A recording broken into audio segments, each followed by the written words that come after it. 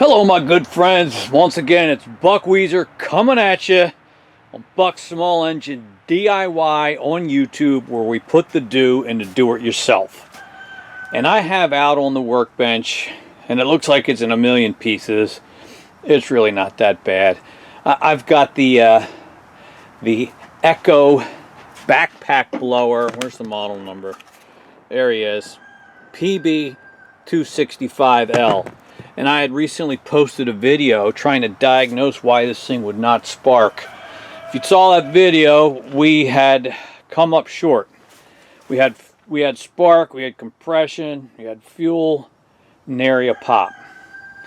And thanks to a kind gentleman named Andy commenting on that video, he told me to pull the flywheel because a problem that these sometimes have is the flywheel key stripping out and the timing's completely off. So I would have never thought about that, but I went ahead and did it. And I know it looks like a huge project to dismantle this thing and get to the flywheel. It really isn't. But here's the flywheel, and what I want you to realize is the flywheel keyway pin is built into the flywheel. It's not a separate pin that you can remove. And if you look at this one, you can see that it is completely stripped out. I mean, you can see where it was, but it's not in the right, it's no longer there. It's really not. From up top, it kind of looks like it is, but it's stripped out. It really is. You got a tapered shaft here. So anyway, you can see that keyway pin should line up right here, right? Well, I had taken a black marker and marked the top of the shaft where it was on mine, and the keyway pin, the top of it right there where you see the pin starting, was over on this side where I put those black marks, that black mark. So in other words, it was approximately 180 degrees off. So the timing was completely off on this thing. And this is a poor design, because the only way to fix this is to order a new flywheel. And then just kind of hope that you can torque it down properly so that this doesn't happen again.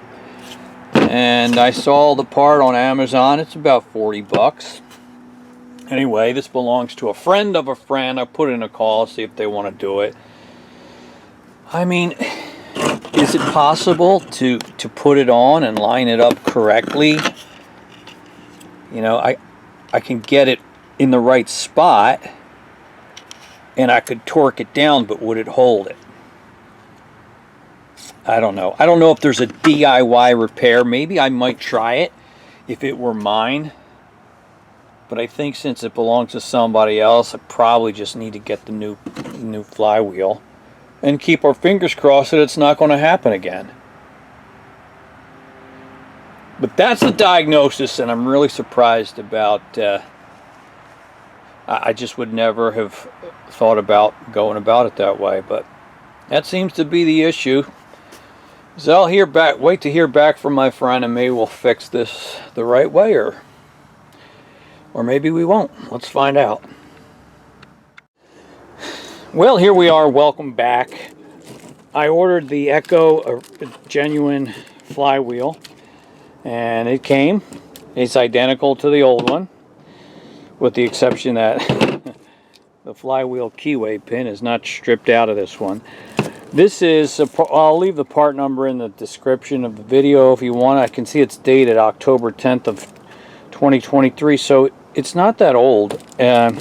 And I'm kind of surprised that they didn't update or improve on this, but I bought the correct part, and it's identical, so we're going to go with it and hope we have better luck than last time.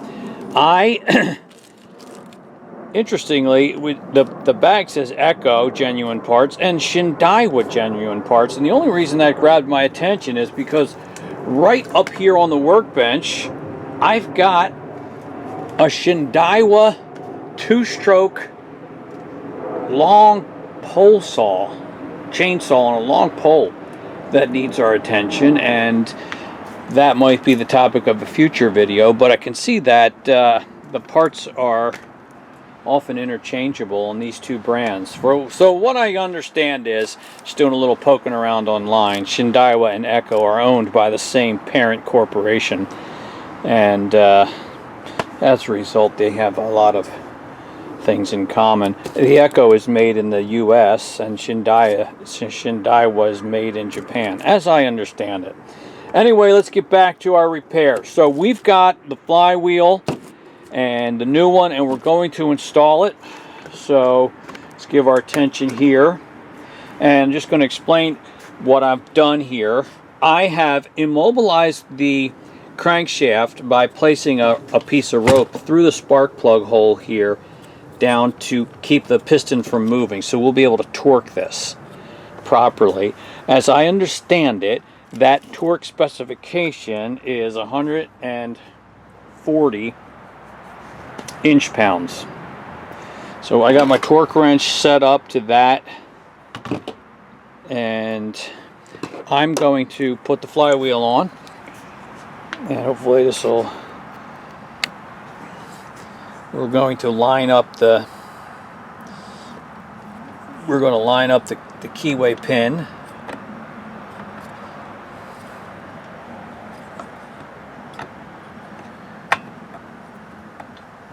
Slide it right down on there.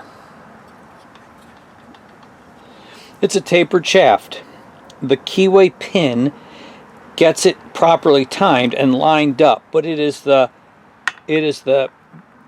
tapered shaft and the torque on the bolt that is what really holds the flywheel in place. I don't know why the previous one had stripped out. I really don't know why. But I do recall when I was zipping off this flywheel nut, it came off really easily. I mean, too easily. So I have looked up the torque specs, and that's what we're going with. So hopefully it'll be right. I'm also going to use a drop or two of this thread locker. It's the medium strength blue stuff. All right, now we're going to put this on there.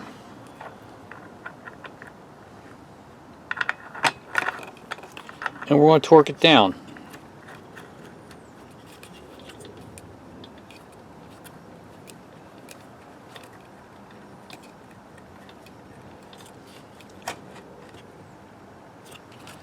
Okay. All right, 140 inch-pounds.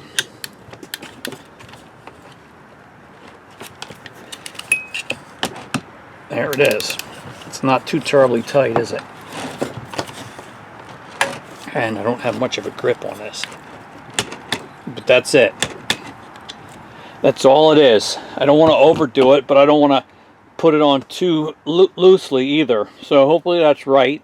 When we put it back together and put our blower fan and bolt on, I'm going to do the same thing. Use thread locker, and I'm going to torque that also to the same amount. All right, so that's on. That should be our solution here. I'm gonna put it all back together, and we'll fire it up. So I'll see you then. We're all put back together, and I think it's time to see if this is going to run. I had a pinhole in one of these fuel lines, so it was leaking fuel, but that's resolved. We'll choke it, purge, and see what we get. Throttle.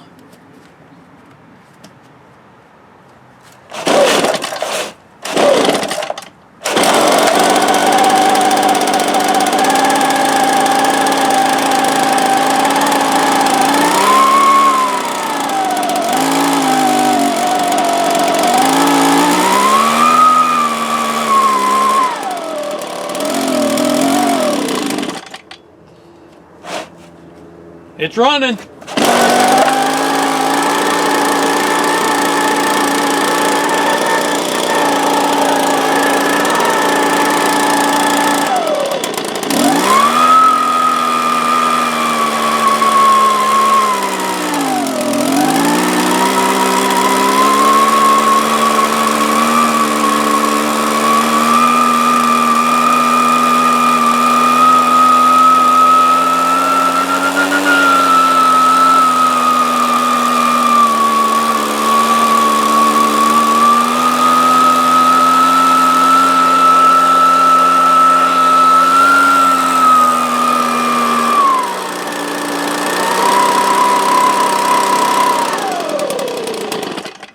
That's it. It's back. Yeah, it's great. It's resolved. I'm going to maybe adjust this throttle linkage. It wasn't revving quite high enough. Like, tighten that throttle cable a little bit. Hey, but that's not the point of this video. We got the new flywheel on, the timing's right, and we're back in business. Thanks for watching today's video. I think I learned 3 things. First is, if at first you don't succeed, maybe there's some kind people in the YouTube community that can help you out. In this case, that's exactly what happened, and I'm thankful to Andy Becker for pointing me in the right direction. I'm sure some of you other guys would have done so, except he got there first. So he gets the points for that, and thank you. Second thing I learned is fuel, spark, compression. You know, the 3 essentials. We really need to start thinking about 4 essentials: compression, fuel, spark, and timing. Because we had fuel, we had spark, we had compression, and that's why I was at a loss for why it wouldn't run. Well, it was the timing. And I think I just need to add that 4th essential to my regular diagnostic process. And maybe you do too. Finally, I guess I learned, third thing I learned is you're never done learning, are you?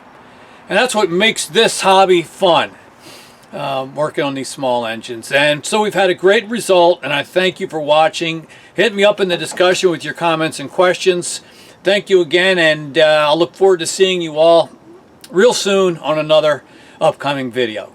Bye-bye.